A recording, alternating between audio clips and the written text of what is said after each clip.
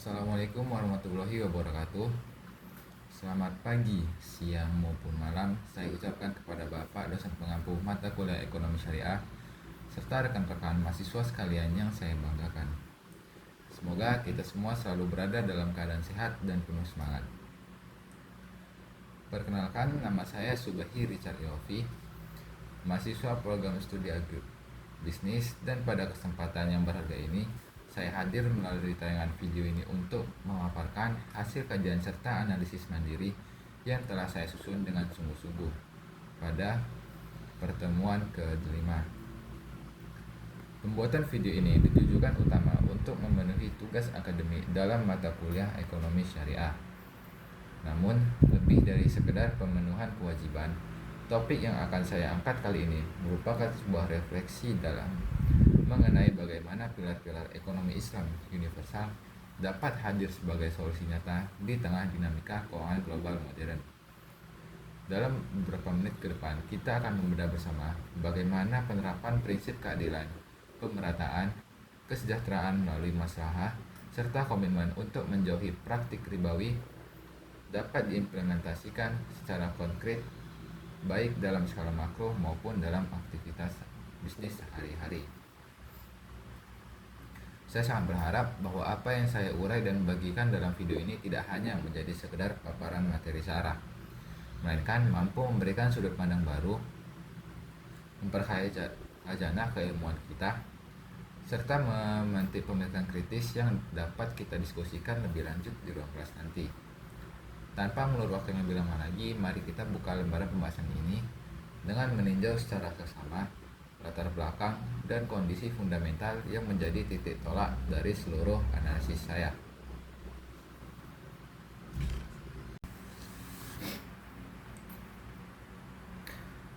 Baik, di sini saya akan menjelaskan materi tentang pengertian harta dan kepemilikan dalam Islam.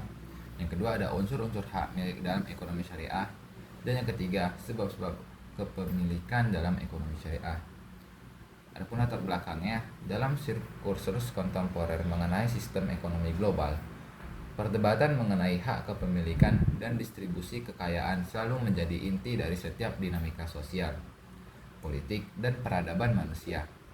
Sepanjang sejarah, umat manusia telah menyaksikan bagaimana berbagai ideologi besar mencoba merumuskan formula terbaik untuk mengatur hubungan antara manusia dan materi. Sistem ekonomi konvensional yang hari ini didominasi oleh kapitalisme di satu sisi dan sosialisme atau komunisme di sisi lain, seringkali terjebak dalam kutub ekstrim yang timpang dan destruktif.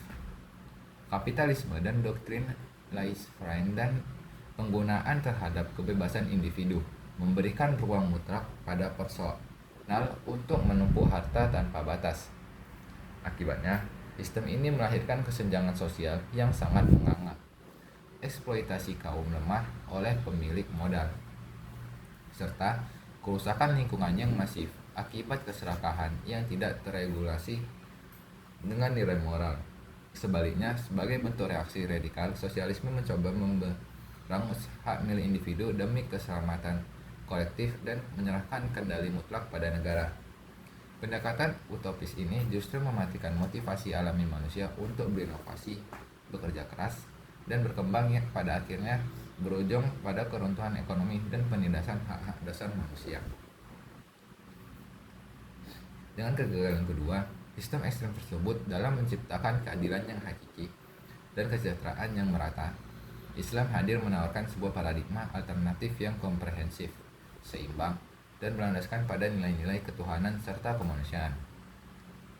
Alternatif ini tertuang secara rigid dalam konsep harta dan kepemilikan. Islam tidak memandang materi sebagai sesuatu yang kotor dan harus dijauhi demi kesucian spiritual. Tidak pula mendewakannya sebagai poros utama kehidupan seperti yang diagungkan oleh paham materialisme secara kodrati. Islam memandang bahwa manusia diciptakan dengan kecenderungan alami untuk mencintai harta benda. Keinginan untuk memiliki, mengumpulkan, dan menikmati kekayaan adalah bagian dari kharijah atau naluri kemanusiaan yang diakui secara sah dan diakomodasi dengan sangat terhormat dalam Al-Quran. Islam tidak membiarkan naluri ini berjalan liar tanpa kendali yang dapat merusak tatanan sosial. Disinilah letak keunikan epistemologi ekonomi Islam. Posisi harta diturunkan sebagai sarana atau wasilah untuk mencapai kebahagiaan di dunia dan akhirat, bukan sebagai tujuan akhir dari eksistensi manusia di muka bumi.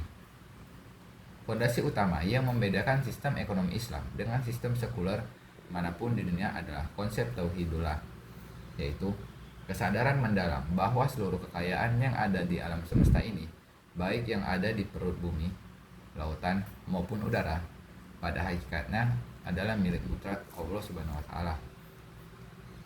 Manusia tidak pernah memiliki harta tersebut secara absolut. Posisi manusia di muka bumi hanyalah bertindak sebagai khalifah atau wakil Allah yang diberikan hak pemanfaatan, pengelolaan, dan penguasaan atau istikhlaf atas kekayaan tersebut. Dengan demikian, ketika seorang muslim memegang suatu harta, ia harus menyadari bahwa ada aturan-aturan dari pemilik asli yang wajib dipatuhi, baik dalam cara memperolehnya maupun dalam cara membelanjakannya. Konsep kepemilikan dalam Islam kemudian diturunkan dari prinsip istikhlaf ini dan diatur secara sangat sistematis ke dalam 3 kategori utama yang saling melengkapi demi memastikan bahwa keadilan sosial dapat tegak berdiri. Yaitu yang pertama, ada kepemilikan individu, yang kedua, kepemilikan umum, dan yang ketiga, kepemilikan negara. Pembagian yang matematis dan berkeadilan ini bertujuan untuk menjaga keseimbangan yang harmonis antara hak-hak personal yang egois dan kemaslahatan kolektif yang seringkali terabaikan.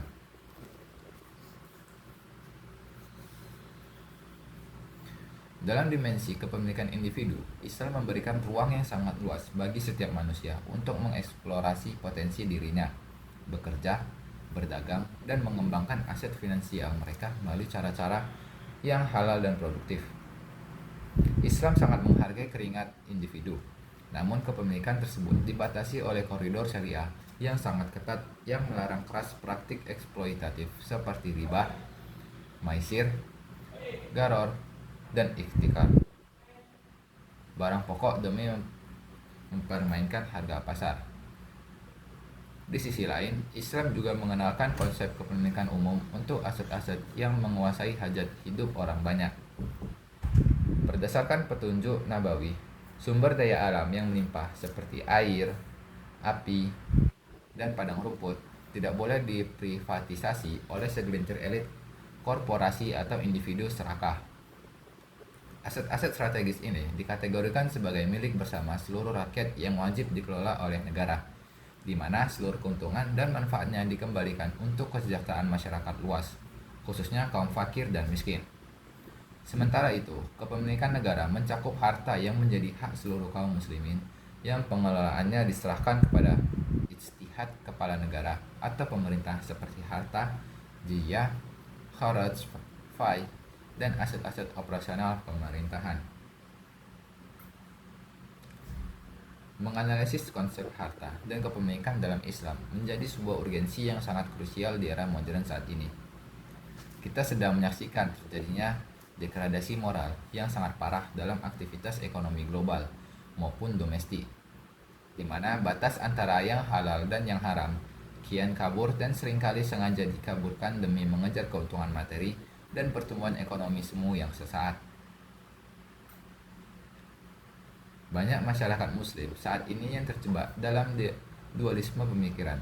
Mereka memahami Islam sebatas pada ritual ibadah mahdah seperti sholat, puasa, dan haji, namun mengabaikan prinsip-prinsip syariah saat mereka berinteraksi di pasar, mengelola perusahaan, atau menginvestasikan aset finansial mereka.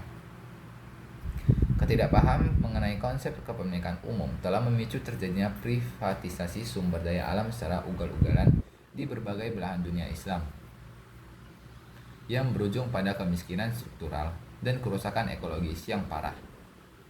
Di saat yang sama, pengabaian terhadap regulasi kepemilikan individu memacu suburnya praktik-praktik kecurangan ekonomi, korupsi finansial, dan penguasaan modal oleh segelintir kelompok oligarki. Oleh karena itu, sebuah kajian dan analisis yang mendalam komprehensif, dan multiperspektif yang mengupas tuntas mengenai hakikat harta, filosofi pembagian kepemilikan, serta mekanismenya dalam konteks kekinian sangat mendesak untuk dilakukan.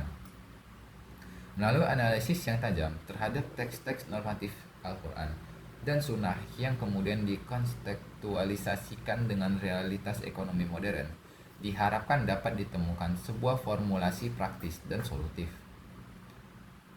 Formulasi ini tidak hanya akan memperkaya khazanah keilmuan akademis, tetapi juga mampu menjadi panduan aplikatif untuk mengembalikan fungsi utama ekonomi sebagai pilar kesejahteraan umat yang berkeadilan sosial, sekaligus membersihkan harta dari unsur-unsur haram yang merusak ketenangan batin dan keberkahan hidup manusia. Berdasarkan seluruh latar belakang fenomena sosial, tantangan ideologis, dan urgensi spiritual tersebut, maka penelitian atau makalah dengan menganalisis tentang konsep harta dan kepemilikan dalam Islam menjadi sangat penting, relevan, dan mendasar untuk disusun.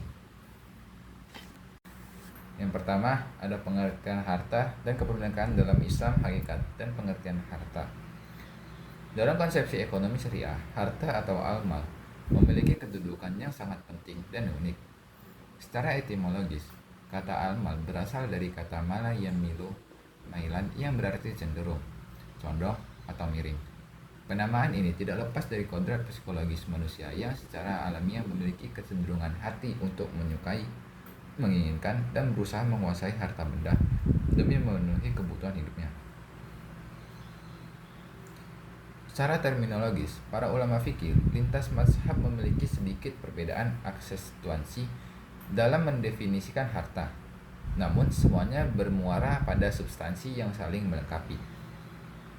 Yang pertama ada mazhab Hanafi atau klasik. Ulama Hanafi cenderung mendefinisikan harta secara sangat fisik.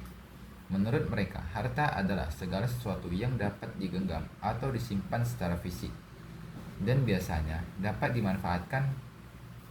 Menurut uruf, berdasarkan definisi ini, pada masa lalu kelompok Hanafi tidak memasukkan manfaat seperti hak sewa, jasa, atau hak cipta sebagai harta, karena manfaat tidak bisa disimpan secara fisik, melainkan habis bersama berjalannya waktu. Yang kedua, mazhab jumhur atau Maliki, Syafi'i, dan Hanbali. Mayoritas ulama memiliki pandangan yang lebih luas dan akomodatif. Mereka mendefinisikan harta sebagai segala sesuatu yang memiliki nilai atau qimah di mata manusia, dapat dimanfaatkan secara syar'i atau halal, dan bagi orang yang merusaknya diwajibkan untuk mengganti. Dalam pandangan jumhur, manfaat dari suatu barang dan hak-hak abstrak yang memiliki nilai ekonomis diakui sepenuhnya sebagai harta. Dalam konteks ekonomi syariah modern, pandangan jumhur ulama inilah yang diadopsi harta. Tidak lagi disempitkan hanya pada benda-benda berwujud seperti tanah, emas, atau hewan ternak, melainkan mencakup aset non-fisik, surat berharga, saham, hak kekayaan intelektual, hingga mata uang digital yang memiliki nilai ekonomi dan diakui secara hukum. Secara filosofis, Islam menegaskan bahwa pemilik mutlak atas segala sesuatu di alam semesta ini adalah Allah Subhanahu wa taala. Manusia tidak pernah memiliki harta secara absolut dari sudut pandang penciptaan. Hubungan manusia dengan harta hanyalah sebatas hubungan penugasan, amanah, dan perwakilan. Manusia diberikan hak untuk mengelola, memanfaatkan, dan mendistribusikan harta tersebut sesuai dengan ketentuan-ketentuan yang telah digariskan oleh sang pemilik asli melalui hukum syariat. Oleh karena itu, harta dalam Islam bukanlah tujuan akhir kehidupan, melainkan instrumen ibadah dan sarana untuk mencapai kebahagiaan di dunia serta keselamatan di akhirat. Hakikat dan pengertian kepemilikan. Jika harta berfokus pada objek atau materinya, maka pemilikan atau al-milkiyah berbicara mengenai hubungan hukum antara subjek atau manusia dengan objek atau harta tersebut. Secara bahasa, al-milkiyah berasal dari akar kata malakah yang berarti menguasai, memiliki, atau mempunyai kekuatan untuk mengatur. Secara istilah hukum Islam, Kepemilikan didefinisikan sebagai suatu hubungan khusus antara manusia dengan suatu harta benda yang diakui dan disahkan oleh syariat, di mana hubungan tersebut memberikan hak mutlak kepada pemiliknya untuk melakukan tindakan hukum atau tasarruf atas harta itu, baik berupa pemanfaatan, penjualan, hibah, maupun pewarisan, selama tidak ada penghalang syar'i yang membatasinya. Esensi dari kepemilikan dalam Islam ditandai dengan dua karakteristik utama. Yang pertama, kekuasaan mutlak atau al-ikhtisas. Pemilik harta memiliki hubungan yang sangat khusus dengan barangnya, sehingga ia memiliki otoritas penuh untuk mengelolanya tanpa perlu meminta izin dari orang lain. Yang kedua, penghalang bagi orang lain. Adanya status kepemilikan yang sah secara otomatis menjadi benteng hukum yang menghalangi orang lain untuk ikut campur, menggunakan atau merebut harta tersebut tanpa kerelaan dan izin dari pemiliknya. Namun, yang perlu digarisbawahi adalah bahwa kepemilikan dalam Islam bersifat relatif dan dibatasi oleh kemaslahatan sosial. Berbeda dengan sistem kapitalis yang mengagungkan kepemilikan mutlak individu hingga mengabaikan lingkungan sekitar, Islam memandang kepemilikan individu dibatasi oleh hak-hak seperti orang lain, kewajiban zakat, infak, sedekah, serta regulasi demi kepentingan umum. Adapun contohnya yaitu implementasi sebagai kepemilikan, penguasaan benda bebas, dan kepemilikan umum. Di pinggiran wilayah tersebut terdapat hamparan lahan yang sangat luas, gersang, dan tidak bertuan selama puluhan tahun. Berdasarkan hukum Islam, lahan ini dikategorikan sebagai tanah mati atau al-mawat. Melihat potensi ini, sekelompok masyarakat yang tergantung dalam koperasi petani lokal berinisiatif untuk melakukan tindakan nyata. Mereka bergotong royong membersihkan semak belukar yang berduri, membangun sistem irigasi sederhana dengan mengalirkan air dari sungai terdekat, dan mulai menanami tanah gersang tersebut dengan tanaman pangan produktif seperti jagung dan ubi. Aktivitas fisik yang dilakukan secara konsisten oleh koperasi petani ini disebut sebagai ihyaul mawat atau membuka lahan.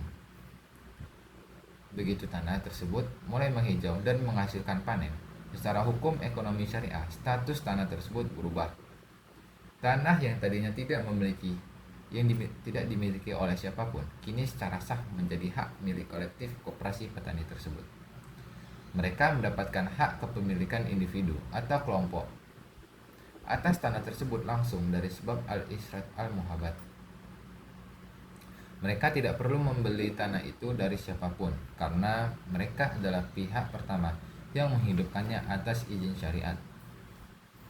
Namun, di tengah lahan tersebut ternyata ditemukan sebuah sumber mata air besar yang debit airnya sangat melimpah, serta sebuah bukit kecil yang mengandung material batu bara. Berdasarkan prinsip kepemilikan dalam Islam, meskipun mata air dan bukit batu bara itu berada di atas tanah yang kini dikuasai petani, status kedua sumber daya alam tersebut tidak boleh diklaim sebagai milik pribadi atau milik koperasi petani. Sebab air yang melimpah dan barang tambang yang menguasai hajat hidup orang banyak diklasifikasikan sebagai kepemilikan umum. Berdasarkan sabda Rasulullah SAW bahwa manusia berserikat dalam 3 hal: air, api, dan padang rumput. Oleh karena itu, pemerintah setempat mengambil alih pengelolaan mata air dan tambang tersebut. Pemerintah mengalirkan airnya secara gratis untuk seluruh sawah penduduk desa dan mengelola tambang batubara tersebut, di mana seluruh keuntungan bersihnya dimasukkan ke kas negara untuk membangun fasilitas rumah sakit dan sekolah gratis bagi masyarakat di wilayah tersebut. Di sini kita melihat bagaimana batas antara milik individu dan milik umum dijaga dengan sangat ketat.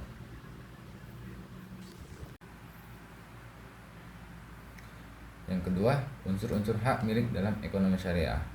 Untuk memahami bagaimana sebuah hak milik terbentuk dan beroperasi secara sah dalam sistem ekonomi syariah, kita harus membedah unsur-unsur fundamental yang membangun konsep tersebut. Secara umum, hak milik tidak akan tercipta atau diakui tanpa terpenuhinya 3 unsur utama berikut. Yang pertama, ada subjek pemilik atau al-malik. Subjek pemilik adalah pihak yang secara hukum memiliki kelayakan untuk menguasai dan mempergunakan harta. Dalam istilah fikih, subjek ini berkaitan erat dengan konsep ahliyah atau kecakapan hukum. Subjek pemilik dalam Islam tidak hanya terbatas pada individu manusia secara personal, tetapi juga mencakup badan hukum atau institusi seperti negara, lembaga wakaf, baitul mal, maupun perusahaan yang beroperasi berdasarkan prinsip syariah. Agar seorang individu memiliki hak penuh untuk melakukan tindakan hukum secara mandiri terhadap hartanya, ia harus memenuhi syarat kecakapan sempurna, yaitu berakal, balik, dan rasyid, atau mampu mengelola keuangan dengan bijak dan tidak boros. Jika subjek pemilik belum balik atau mengalami gangguan mental, hak milik atas hartanya tetap sah. Namun hak pengelolaan tindakannya dialihkan kepada wali atau pengampu yang ditunjuk demi melindungi kemaslahatan subjek tersebut. Yang kedua, objek milik. Objek milik adalah benda, barang, atau manfaat yang menjadi sasaran dari hak kepemilikan tersebut. Tidak semua benda di dunia ini dapat dijadikan objek hak milik yang sah dalam Islam. Agar suatu benda dapat dikategorikan sebagai objek milik yang legal, ia harus memenuhi kriteria berikut. Dapat dikuasai dan disimpan. Barang tersebut secara fisik atau kepabeanan berada di bawah kendali manusia. Sesuatu yang tidak bisa dikuasai seperti udara bebas di atmosfer, cahaya matahari, atau ikan yang masih berenang bebas di samudera luas tidak dapat diklaim sebagai milik pribadi sebelum dilakukan upaya penangkapan atau penguasaan. Memiliki manfaat yang dibenarkan syariat. Objek tersebut harus memiliki nilai guna yang halal. Oleh karena itu, benda-benda yang diharamkan oleh syariat seperti khamar atau minuman keras, babi, bangkai, alat-alat kemaksiatan, atau harta yang diperoleh dari hasil transaksi riba tidak diakui sebagai objek kepemilikan yang sah. Secara hukum, Islam benda-benda tersebut dianggap tidak bernilai ekonomis, sehingga jika ada pihak yang merusaknya, mereka tidak dikenakan kewajiban ganti rugi secara perdata syariah. Yang ketiga, ada hubungan hukum kepemilikan. Unsur ketiga adalah adanya ikatan atau hubungan legal yang sah antara subjek dan objek. Hubungan ini lahir karena adanya sebab-sebab kepemilikan yang dibenarkan oleh syariat. Misalnya, melalui akad jual beli, warisan, atau pemberian hibah. Hubungan hukum inilah yang melahirkan hak dan kewajiban. Pihak subjek mendapatkan hak istimewa untuk menggunakan, menikmati, menyewakan, atau menjual objek tersebut, sekaligus memikul tanggung jawab moral dan sosial. Merawatnya dengan baik, tidak menggunakannya untuk membahayakan orang lain, serta menunaikan hak-hak sosial yang melekat pada objek tersebut. Adapun contohnya, contoh implementasi unsur-unsur hak milik dalam skala industri. Koperasi petani yang telah sukses menghidupkan lahan tidur tersebut kemudian memutuskan untuk bekerja sama dengan sebuah perusahaan investasi syariah bernama PT Berkah Bumi Madani untuk membangun pabrik pengelolaan jagung berskala besar. Dalam pendirian pabrik dan jalannya bisnis ini, ketiga unsur hak milik terpenuhi secara sempurna. Yang pertama, ada subjek pemilik. Dalam ekosistem ini, subjek pemiliknya berbagi menjadi 2 dimensi. Pertama, adalah para petani secara personal yang memiliki saham dan tanah. Kedua, adalah PT Berkah Bumi Madani, itu sendiri yang berstatus sebagai badan hukum. Perusahaan ini diakui sebagai subjek hukum yang sah, memiliki hak untuk mendatangi, menandatangani kontrak, memiliki aset pabrik atas nama perusahaan, dan memiliki kewajiban finansial yang terpisah dari harta pribadi para direksi maupun pemegang sahamnya. Semua subjek ini memenuhi syarat kecakapan hukum, di mana para pengelolaannya adalah orang-orang yang berakal, balik, dan bertindak secara bijak, bukan orang yang boros. Yang kedua, objek milik yang ada di dalam perusahaan ini semuanya memenuhi kualifikasi sebagai harta yang berharga dan halal. Objek tersebut meliputi fisik bangunan pabrik, mesin-mesin penggiling jagung modern yang diimpor, armada truk pengangkut, hingga produk akhir berupa tepung jagung berkualitas tinggi. Tidak ada satupun objek di dalam perusahaan ini yang haram. Perusahaan menolak keras memproduksi produk sampingan berupa bahan baku minuman keras atau pakan ternak yang tercampur zat najis, karena seluruh objeknya bersifat mutakawim. Maka jika ada pihak luar yang dengan sengaja merusak mesin pabrik atau mencuri truk perusahaan, hukum syariah mewajibkan pelaku untuk membayar ganti rugi perdata senilai kerusakan barang tersebut. Hubungan hukum al-Mikiyah. Yang ketiga, hubungan hukum antara PT Berkah Bumi Madani dengan aset-aset pabriknya terikat secara legal melalui sertifikat kepemilikan yang sah dan pencatatan akuntansi syariah yang transparan. Hubungan ini memberikan otoritas penuh bagi manajemen perusahaan untuk mengoperasikan mesin, menjual tepung jagung ke pasar, atau menyewakan truk yang menganggur kepada pihak lain tanpa bisa diintervensi oleh pihak luar. Hubungan hukum ini juga berfungsi sebagai benteng yang melarang keras preman setempat, oknum pejabat, atau kompetitor bisnis untuk mengambil, menduduki, atau memanfaatkan fasilitas pabrik tanpa adanya ikatan kontrak resmi dan kerelaan dari pihak manajemen PT Berkah Bumi. Yang ketiga, ada sebab-sebab kepemilikan dalam ekonomi syariah. Dalam hukum Islam, seseorang tidak bisa secara instan atau sewenang-wenang mengklaim suatu harta sebagai miliknya tanpa adanya landasan hukum yang valid. Syariat telah menentukan secara limitatif dan detail mengenai sebab-sebab yang membuat kepemilikan seseorang menjadi legal. Syekh Taqiyuddin An-Nabhani dan mayoritas ulama fikih merumuskan bahwa sebab-sebab kepemilikan dalam Islam secara garis besar terbagi menjadi 4 jalur utama. Yang pertama, penguasaan terhadap benda bebas.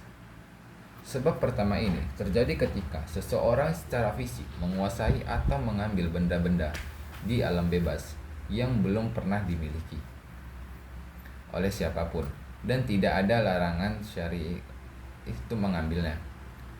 Benda bebas adalah karunia alam yang disediakan Allah Subhanahu wa taala untuk seluruh manusia sebelum ada individu yang mengusahakannya.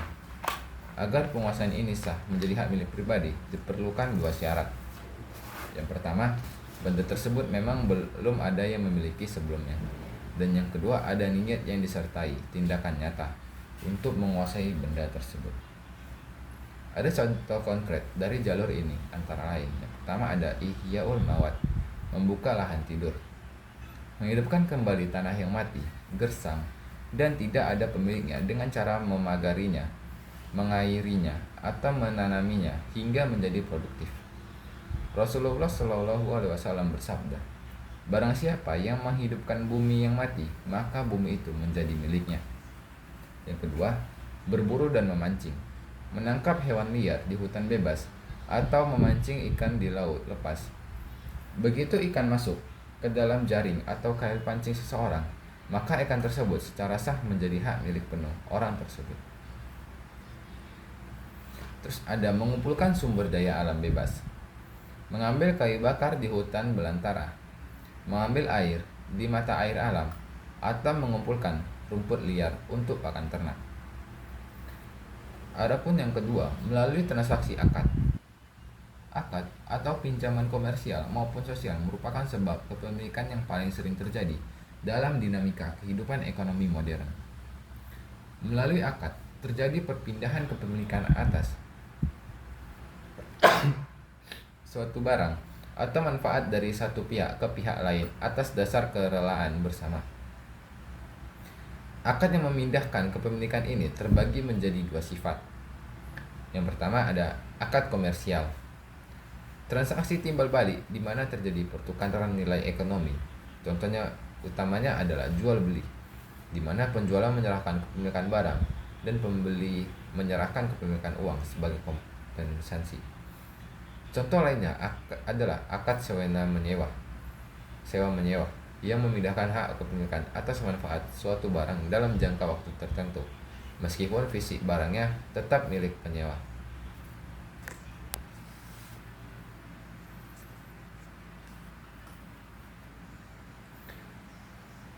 Yang kedua, ada akad sosial atau kedermawaan.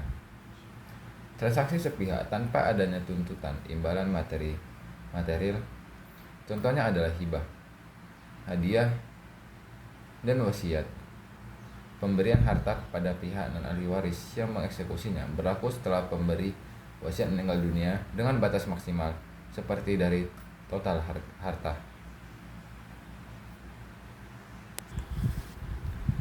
Yang ketiga, karena adanya pewarisan.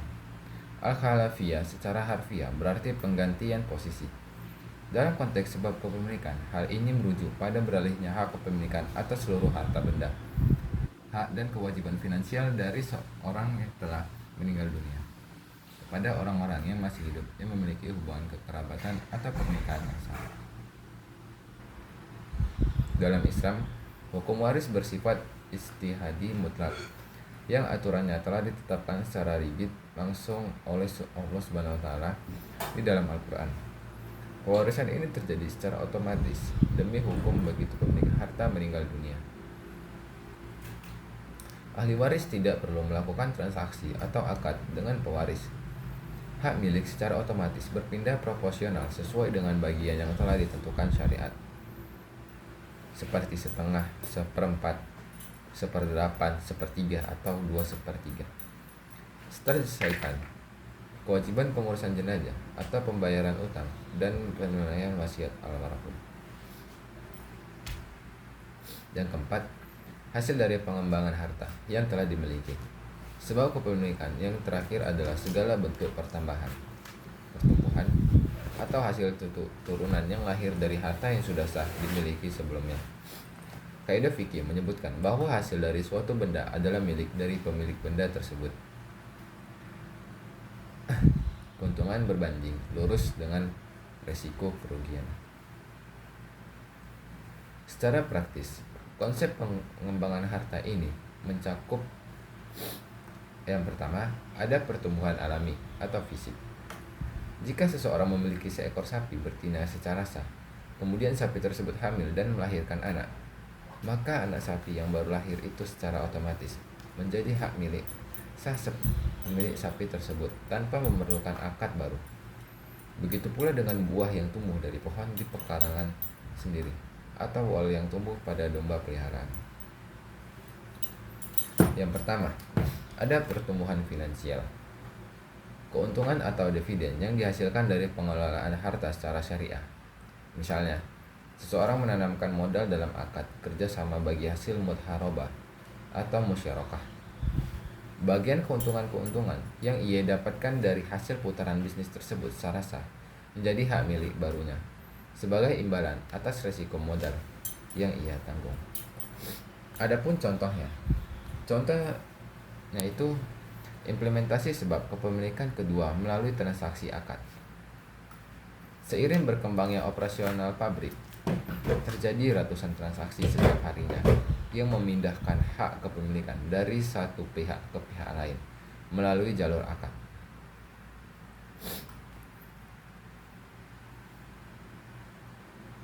Yang pertama ada akad komersial atau uqud al-muawadhat. Untuk memproduksi tepung jagung, PT Berkabumi Madani membeli bahan baku jagung mentah dari koperasi petani. Proses ini dilakukan melalui akad jual beli. Ketika akad disepakati, uang tunai dari kas perusahaan berpindah kepemilikannya menjadi milik petani, dan sebaliknya. Tumpukan jagung mentah di gudang petani secara sah berpindah kepemilikannya menjadi milik perusahaan. Selain itu, Karena kekurangan armada untuk distribusi antar pulau, perusahaan melakukan akad sewa-menyewa dengan perusahaan pelayaran. Dalam akad ijarah ini, PT Berkabumi Madani membayar sejumlah uang sewa dan sebagai timbal baliknya, perusahaan mendapatkan hak milik atas manfaat selama waktu pengiriman. Meskipun visi kapal kargo tersebut tetap mutlak milik perusahaan pelayaran. Yang kedua ada akad kedermawaan. Sebagai bentuk tanggung jawab sosial dan ekspresi rasa syukur, PT Berkabumi Madani menyisihkan sebagai keuntungan perusahaannya untuk dialokasikan ke dalam akad-akad sosial. Perusahaan memberikan hadiah berupa paket umroh kepada 5 karyawan terbaiknya yang telah menunjukkan integritas tinggi. Di sini, hak milik atas tiket dan akomodasi umroh berpindah dari perusahaan kepada karyawan sebagai bentuk apresiasi. Selain itu, pendiri PT Berkabumi Madani secara pribadi juga melakukan hibah berupa sebidang tanah miliknya di dekat area pabrik untuk dibangun menjadi masjid jami dan pusat kajian ekonomi syariah bagi masyarakat umum. Begitu ikrar hibah diucapkan dan dokumen diserahkan, hak milik tanah tersebut lepas dari sang pendiri dan berpindah menjadi milik umat secara kolektif yang dikelola oleh lembaga Nadzir Masjid. Kesimpulan dari materi di atas, berdasarkan seluruh uraian komprehensif analisis mendalam, serta ilustrasi integratif yang telah dipaparkan sebelumnya mengenai konsep harta dan kepemilikan dalam sistem ekonomi syariah, maka dapat ditarik sebuah kesimpulan yang sangat mendasar dan filosofis. Islam memandang harta bukan sekedar sebagai alat tukar atau komoditas material yang hampa dari nilai-nilai spiritual, melainkan sebagai sebuah amanah besar, ujian eksistensial sekaligus sarana ibadah yang dititipkan oleh Allah Subhanahu wa taala kepada manusia. Keyakinan hakiki bahwa Allah Subhanahu wa taala adalah pemilik mutlak atas segala sesuatu di alam semesta ini menjadi jangkar teologis yang membedakan ekonomi Islam dari kapitalisme yang egois dan sosialisme yang opresif. Manusia dalam konsepsi syariah ditempatkan pada posisi yang sangat terhormat sebagai khalifah yang diberikan hak pengelolaan dan pemanfaatan yang relatif. Sehingga setiap aktivitas finansial yang dilakukan di dunia ini selalu terikat oleh tanggung jawab moral yang ketat dan berorientasi pada pencapaian kebahagiaan yang seimbang di dunia serta keselamatan di akhirat. Sekian materi yang dari apa yang saya sampaikan. Buat lebih kurangnya mohon maaf. Assalamualaikum warahmatullahi wabarakatuh. Harta memiliki hubungan yang sangat khusus dengan barangnya, sehingga ia memiliki otoritas penuh untuk mengelolanya tanpa perlu meminta izin dari orang lain. Penghalang bagi orang lain. Adanya status kepemilikan yang sah secara otomatis menjadi benteng hukum yang menghalangi orang lain untuk ikut campur, menggunakan atau merebut harta tersebut tanpa kerelaan dan izin dari pemiliknya. Namun, yang perlu digarisbawahi adalah bahwa kepemilikan dalam Islam bersifat relatif dan dibatasi oleh kemaslahatan sosial. Berbeda dengan sistem kapitalis yang mengagungkan kepemilikan mutlak individu hingga mengabaikan lingkungan sekitar, Islam memandang kepemilikan individu dibatasi oleh hak-hak seperti orang lain, kewajiban zakat, infak, sedekah, serta regulasi demi kepentingan umum. Adapun contohnya yaitu implementasi sebagai kepemilikan, penguasaan benda bebas, dan kepemilikan umum. Di pinggiran wilayah tersebut terdapat hamparan lahan yang sangat luas, gersang, dan tidak bertuan selama puluhan tahun. Berdasarkan hukum Islam, lahan ini dikategorikan sebagai tanah mati atau al-mawat. Melihat potensi ini, sekelompok masyarakat yang tergantung dalam koperasi petani lokal berinisiatif untuk melakukan tindakan nyata. Mereka bergotong royong membersihkan semak belukar yang berduri, membangun sistem irigasi sederhana dengan mengalirkan air dari sungai terdekat, dan mulai menanami tanah gersang tersebut dengan tanaman pangan produktif seperti jagung dan ubi. Aktivitas fisik yang dilakukan secara konsisten oleh koperasi petani ini disebut sebagai ihyaul mawad atau membuka lahan. Begitu tanah tersebut mulai menghijau dan menghasilkan panen, secara hukum ekonomi syariah, status tanah tersebut berubah.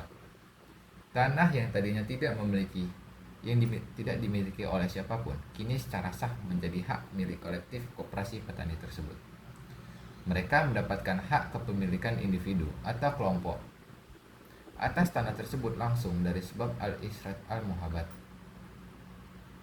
Mereka tidak perlu membeli tanah itu dari siapapun karena mereka adalah pihak pertama yang menghidupkannya atas izin syariat.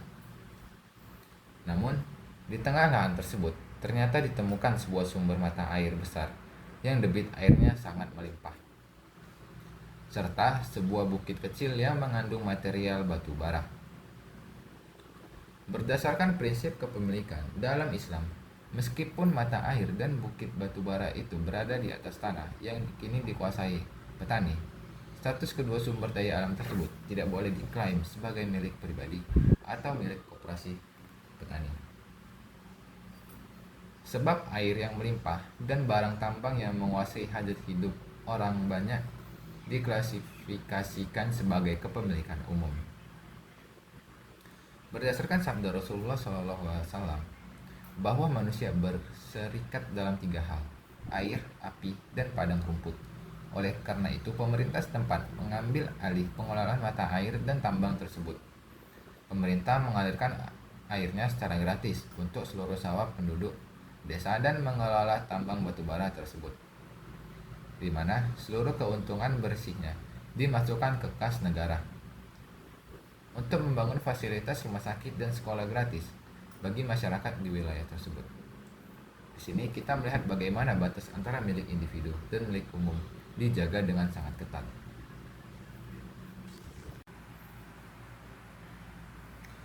Yang kedua, unsur-unsur hak milik dalam ekonomi syariah. Untuk memahami bagaimana sebuah hak milik terbentuk dan beroperasi secara sah dalam sistem ekonomi syariah, kita harus membedah unsur-unsur fundamental yang membangun konsep tersebut. Secara umum, hak milik tidak akan tercipta atau diakui tanpa terpenuhinya 3 unsur utama berikut. Yang pertama, ada subjek pemilik atau al-malik. Subjek pemilik adalah pihak yang secara hukum memiliki kelayakan untuk menguasai dan mempergunakan harta. Dalam istilah fikih, subjek ini berkaitan erat dengan konsep ahliyah atau kecakapan hukum. Subjek pemilik dalam Islam tidak hanya terbatas pada individu manusia secara personal, tetapi juga mencakup badan hukum atau institusi seperti negara, lembaga wakaf, baitul mal, maupun perusahaan yang beroperasi berdasarkan prinsip syariah. Agar seorang individu memiliki hak penuh untuk melakukan tindakan hukum secara mandiri terhadap hartanya, ia harus memenuhi syarat kecakapan sempurna, yaitu berakal, balik, dan rasyid, atau mampu mengelola keuangan dengan bijak dan tidak boros. Jika subjek pemilik belum balik atau mengalami gangguan mental, hak milik atas hartanya tetap sah. Namun hak pengelolaan tindakannya dialihkan kepada wali atau pengampu yang ditunjuk demi melindungi kemaslahatan subjek tersebut. Yang kedua, objek milik. Objek milik adalah benda, barang, atau manfaat yang menjadi sasaran dari hak kepemilikan tersebut. Tidak semua benda di dunia ini dapat dijadikan objek hak milik yang sah dalam Islam. Agar suatu benda dapat dikategorikan sebagai objek milik yang legal, ia harus memenuhi kriteria berikut. Dapat dikuasai dan disimpan. Barang tersebut secara fisik atau kepabeanan berada di bawah kendali manusia. Sesuatu yang tidak bisa dikuasai seperti udara bebas di atmosfer, cahaya matahari, atau ikan yang masih berenang bebas di samudera luas tidak dapat diklaim sebagai milik pribadi sebelum dilakukan upaya penangkapan atau penguasaan. Memiliki manfaat yang dibenarkan syariat. Objek tersebut harus memiliki nilai guna yang halal. Oleh karena itu, benda-benda yang diharamkan oleh syariat seperti khamar atau minuman keras babi, bangkai, alat-alat kemaksiatan, atau harta yang diperoleh dari hasil transaksi riba tidak diakui sebagai objek kepemilikan yang sah. Secara hukum, Islam benda-benda tersebut dianggap tidak bernilai ekonomis, sehingga jika ada pihak yang merusaknya, mereka tidak dikenakan kewajiban ganti rugi secara perdata syariah. Yang ketiga ada hubungan hukum kepemilikan. Unsur ketiga adalah adanya ikatan atau hubungan legal yang sah antara subjek dan objek. Hubungan ini lahir karena adanya sebab-sebab kepemilikan yang dibenarkan oleh syariat. Misalnya, melalui akad jual beli, warisan, atau pemberian hibah. Hubungan hukum inilah yang melahirkan hak dan kewajiban. Pihak subjek mendapatkan hak istimewa untuk menggunakan, menikmati, menyewakan, atau menjual objek tersebut, sekaligus memikul tanggung jawab moral dan sosial. Merawatnya dengan baik, tidak menggunakannya untuk membahayakan orang lain, serta menunaikan hak-hak sosial yang melekat pada objek tersebut.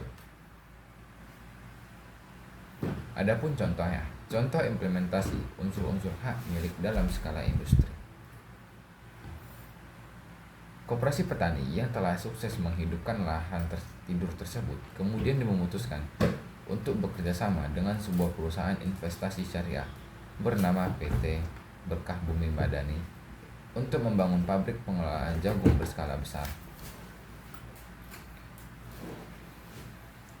Dalam pendirian pabrik dan jalannya bisnis ini, ketiga unsur hak milik terpenuhi secara sempurna. Yang pertama, ada subjek pemilik. Dalam ekosistem ini, subjek pemiliknya berbagi menjadi dua dimensi. Pertama, adalah para petani secara personal yang memiliki saham dan tanah. Kedua, adalah PT Berkah Bumi Madani itu sendiri yang berstatus sebagai badan hukum. Perusahaan ini diakui sebagai subjek hukum yang sah, memiliki hak untuk menandatangani kontrak, memiliki aset pabrik atas nama perusahaan, dan memiliki kewajiban finansial yang terpisah dari harta pribadi para direksi maupun pemegang sahamnya. Semua subjek ini memenuhi syarat kecakapan hukum, di mana para pengelolaannya adalah orang-orang yang berakal balik dan bertindak secara bijak, bukan orang yang boros. Yang kedua, objek milik yang ada di dalam perusahaan ini semuanya memenuhi kualifikasi sebagai harta yang berharga dan halal. Objek tersebut meliputi fisik bangunan pabrik, mesin-mesin penggiling jagung modern yang diimpor, armada truk pengangkut, hingga produk akhir berupa tepung jagung berkualitas tinggi. Tidak ada satupun objek di dalam perusahaan ini yang haram. Perusahaan menolak keras memproduksi produk sampingan berupa bahan baku minuman keras atau pakan ternak yang tercampur zat najis. Karena seluruh objeknya bersifat mutakawim, maka jika ada pihak luar yang dengan sengaja merusak mesin pabrik atau mencuri truk perusahaan, hukum syariah mewajibkan pelaku untuk membayar ganti rugi perdata senilai kerusakan barang tersebut. Hubungan hukum kepemilikan al-milkiyah. Yang ketiga, hubungan hukum antara PT Berkah Bumi Madani dengan aset-aset pabriknya terikat secara legal melalui sertifikat kepemilikan yang sah dan pencatatan akuntansi syariah yang transparan.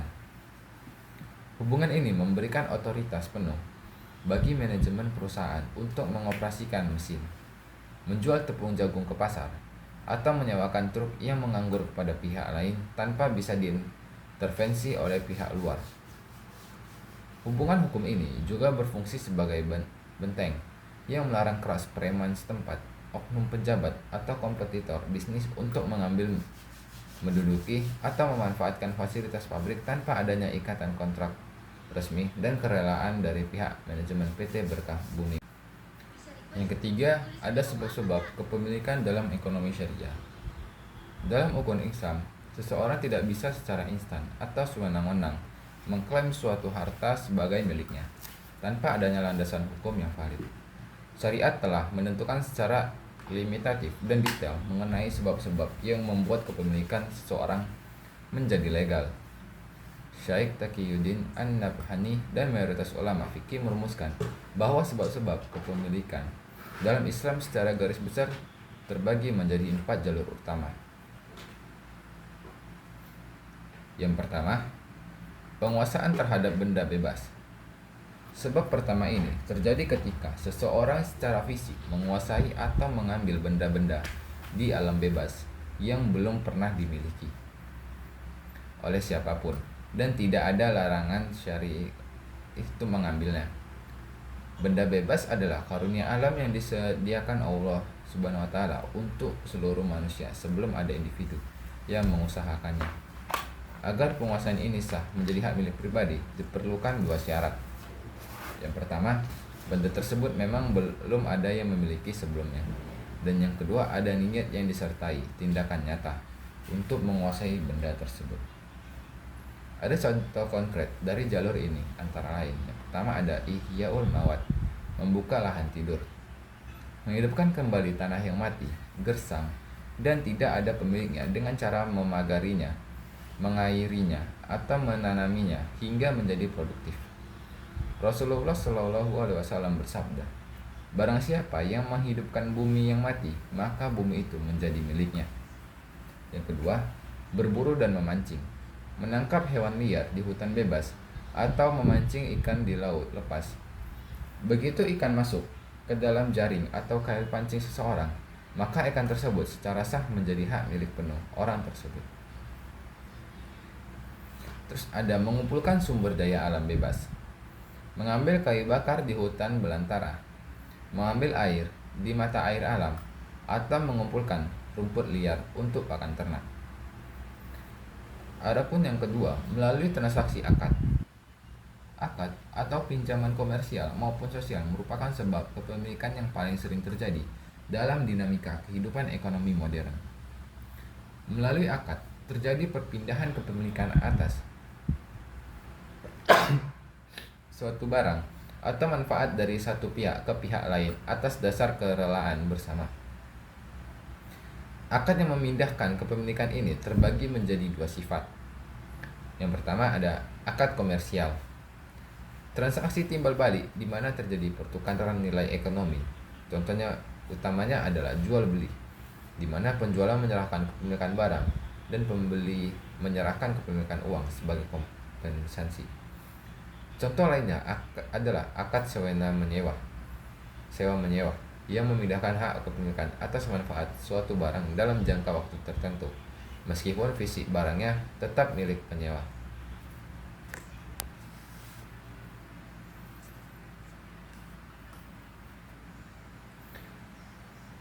Yang kedua, ada akad sosial atau kedermawaan. Transaksi sepihak tanpa adanya tuntutan imbalan material. Contohnya adalah hibah, hadiah, dan wasiat. Pemberian harta kepada pihak non-ahli waris yang mengeksekusinya berlaku setelah pemberi wasiat meninggal dunia dengan batas maksimal seperti dari total harta.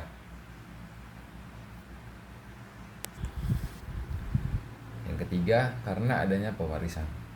Al-Khalafiyah secara harfiah berarti penggantian posisi. Dalam konteks sebab kepemilikan, hal ini merujuk pada beralihnya hak kepemilikan atas seluruh harta benda, hak dan kewajiban finansial dari seorang yang telah meninggal dunia kepada orang-orang yang masih hidup yang memiliki hubungan kekerabatan atau pernikahan yang sah. Dalam Islam, hukum waris bersifat ijtihadi mutlak, yang aturannya telah ditetapkan secara rigid langsung oleh Allah Subhanahu wa taala di dalam Al-Qur'an. Pewarisan ini terjadi secara otomatis demi hukum begitu pemilik harta meninggal dunia. Ahli waris tidak perlu melakukan transaksi atau akad dengan pewaris. Hak milik secara otomatis berpindah proporsional sesuai dengan bagian yang telah ditentukan syariat, seperti setengah, seperempat, 1/8, 1/3, atau 2/3. Setelah diselesaikan kewajiban pengurusan jenazah atau pembayaran utang dan penunaian wasiat almarhum. Yang keempat, hasil dari pengembangan harta yang telah dimiliki. Sebab kepemilikan yang terakhir adalah segala bentuk pertambahan, pertumbuhan, atau hasil turunan yang lahir dari harta yang sudah sah dimiliki sebelumnya. Kaidah fikih menyebutkan bahwa hasil dari suatu benda adalah milik dari pemilik benda tersebut. Keuntungan berbanding lurus dengan resiko kerugian. Secara praktis, konsep pengembangan harta ini mencakup yang pertama, ada pertumbuhan alami atau fisik. Jika seseorang memiliki seekor sapi betina secara sah, kemudian sapi tersebut hamil dan melahirkan anak, maka anak sapi yang baru lahir itu secara otomatis menjadi hak milik sah pemilik sapi tersebut tanpa memerlukan akad baru. Begitu pula dengan buah yang tumbuh dari pohon di pekarangan sendiri, atau wol yang tumbuh pada domba peliharaan. Yang pertama, ada pertumbuhan finansial. Keuntungan atau dividen yang dihasilkan dari pengelolaan harta secara syariah. Misalnya, seseorang menanamkan modal dalam akad kerjasama bagi hasil mudharabah atau musyarakah. Bagian keuntungan-keuntungan yang ia dapatkan dari hasil putaran bisnis tersebut secara sah menjadi hak milik barunya sebagai imbalan atas resiko modal yang ia tanggung. Adapun contohnya yaitu implementasi sebab kepemilikan kedua melalui transaksi akad. Seiring berkembangnya operasional pabrik, terjadi ratusan transaksi setiap harinya yang memindahkan hak kepemilikan dari satu pihak ke pihak lain melalui jalur akad.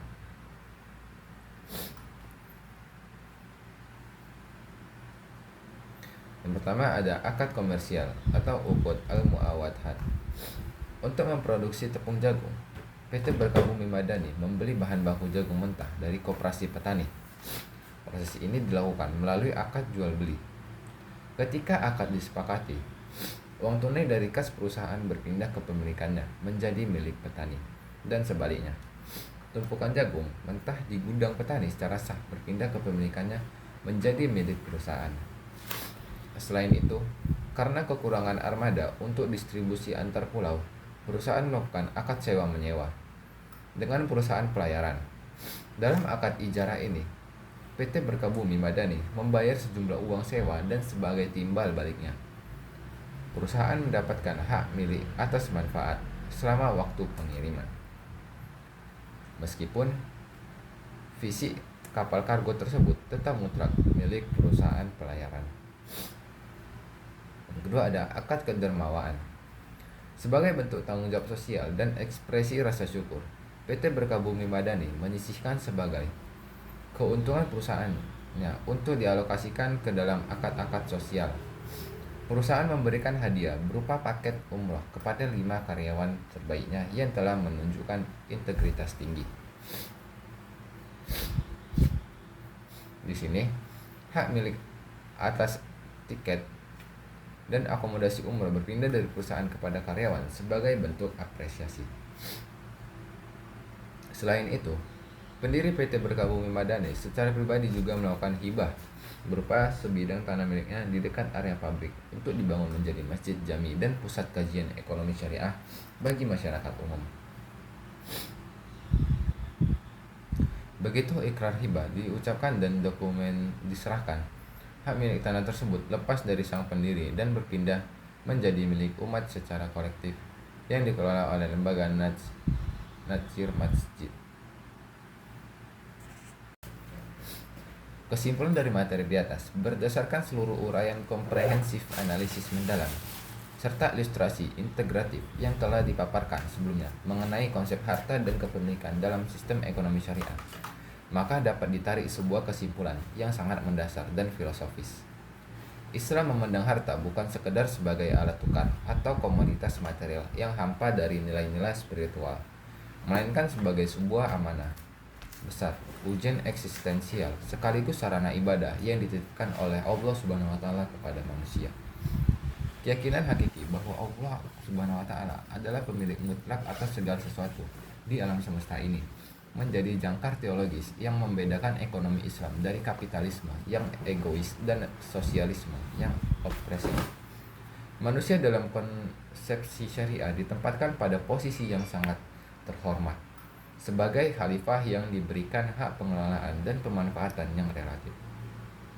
Sehingga setiap aktivitas finansial yang dilakukan di dunia ini selalu terikat oleh tanggung jawab moral yang ketat dan berorientasi pada pencapaian kebahagiaan yang seimbang di dunia serta keselamatan di akhirat. Sekian materi yang dari apa yang saya sampaikan. Buat lebih kurangnya mohon maaf. Assalamualaikum warahmatullahi wabarakatuh.